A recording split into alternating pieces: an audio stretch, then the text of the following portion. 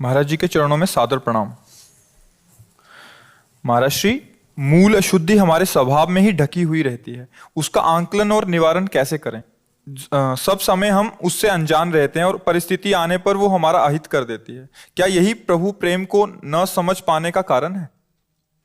स्वभाव बनता और बिगड़ता स्थायी चीज नहीं है। स्वभाव बनता है और बिगड़ता भी है। स्वभाव किससे बनता बिगड़ता है?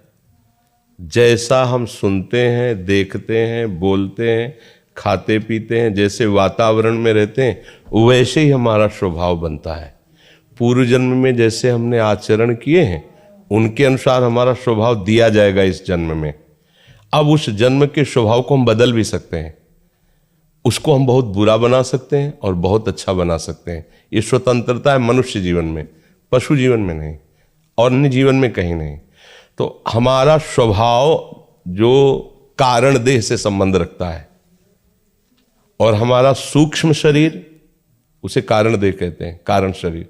सूक्ष्म शरीर मन, बुद्धि, चित्त, अहंकार और स्थूल शरीर 5 ज्ञानेंद्रियों और कर्मेंद्रियों के साथ ये जो ढांचा देख रहे हैं, तो प्रारंभ यहां से होता है।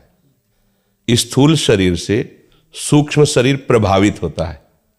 जैसे अभी ठंडा, तो अगर सूक्ष्म शरीर प्रभावित नहीं होगा तो ठंडा नहीं लगेगा। सूक्ष्म शरीर को बेहोश कर दीजिए तो स्थूल शरीर को काट दीजिए, आप उसको पता नहीं चलेगा।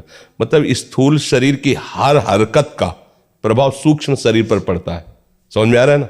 सूक्ष्म शरीर का जो निर्णय है वो कारण शरीर पर पड़ता है, वो स्वभाव बन जाता है। बड़ा चिड़चिड़ा इसका स्वभाव हो गया, बड़ा गंदा स्वभाव वाला आदमी है, वो झूठ बोलने का स्वभाव।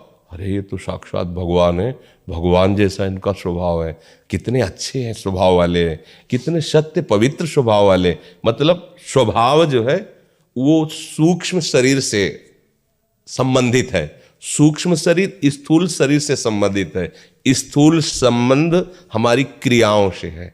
हम गंदी क्रिया करते हैं या अच्छी क्रिया करते हैं। देखना, सुनना, बोलना, खाना, छूना, सूंघना, ये सब इंद्रियजन्य क्रियाएं हैं। तो यदि हमें स्वभाव का पता लगाना है तो उसके आचरणों से प्रगट में चलेगा।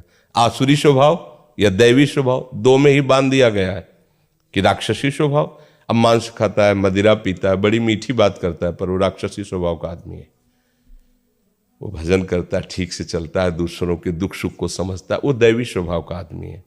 अब राक्षसी स्वभाव वाला दैवी स्वभाव वाला बन सकता है, और दैवी स्वभाव वाला चूक करे तो राक्षसी स्वभाव का बन जाएगा। परिवर्तनशील है ना स्वभाव, सच्चिदानंद थोड़ी है, वो तो परिवर्तनशील है। तीनों शरीर मायाकृत है ना, तो इसके द्वारा जो भी है सब मायाकृत है ना। अब हमारा जब भगवत भाव इसमें जागृत होगा, स्थूल शरीर की भागवतिक चेष्टाएं और सूक्ष्म शरीर का भागवतिक चिंतन, तो हमारा भागवतिक स्वभाव बन जाएगा। अब ये परिवर्तन होने वाला नहीं है, क्योंकि ये त्रिगुणातीत भगवान के नाम रूप लीला धाम के चिंतन से त्रिगुणातीत स्वभाव बन गया है।